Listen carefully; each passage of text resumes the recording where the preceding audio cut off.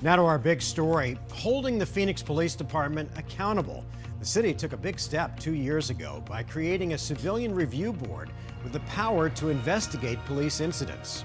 Good evening, everyone, and thanks so much for joining us. I'm Kariba Devine. And I'm Mark Curtis. The Office of Accountability and Transparency, though, took a big step backwards when its investigative powers were taken away.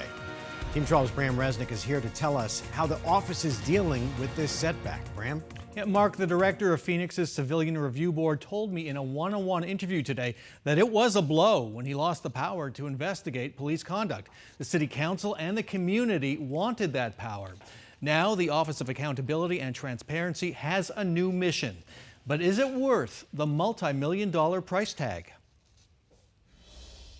For more than a decade, Phoenix residents called for civilian oversight of their police department. It's a big deal to be able to have investigative powers. Residents got those investigative powers, then they were taken away. Was it more than that? Was it a significant blow to this office's mission? Losing that, for a time or perhaps even permanently, losing that, yeah, that felt like a blow. Within months after Roger Smith was hired to lead Phoenix's new Office of Accountability and Transparency, the Republican legislature thwarted the city's plans. Independent investigations of police conduct were banned. What I did after that was say, okay, what is the main thing that we need to accomplish here in Phoenix? And the main thing is to bring civilian oversight into this process. So instead of investigating police shootings, Smith and his growing team are monitoring the police department's own investigation. Stop it! The fatal shooting of Ali Osman last September is one of 13 police incidents currently being monitored. Osman was gunned down after throwing rocks at police. Where we learn of the existence of a document and we want to see it, we make a request for that document. And up until this point, we haven't been denied anything. Smith can also request police body camera video and audio of interviews with cops. Some folks might hear that and say, hang on, that's not what we wanted. We want investigations. Why then are we even paying for this, funding this office? What's your response? Because I think that response undervalues monitoring and mediation. Smith believes a monitor's report could prompt questions from the community that the police department needs to hear. It feels like a baby step right now.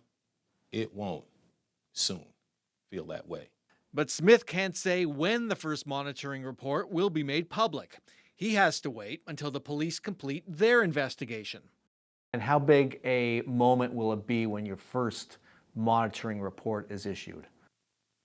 It'll be an enormous moment, both for the office and for the city. Phoenix's Office of Accountability and Transparency has a $3 million a year budget.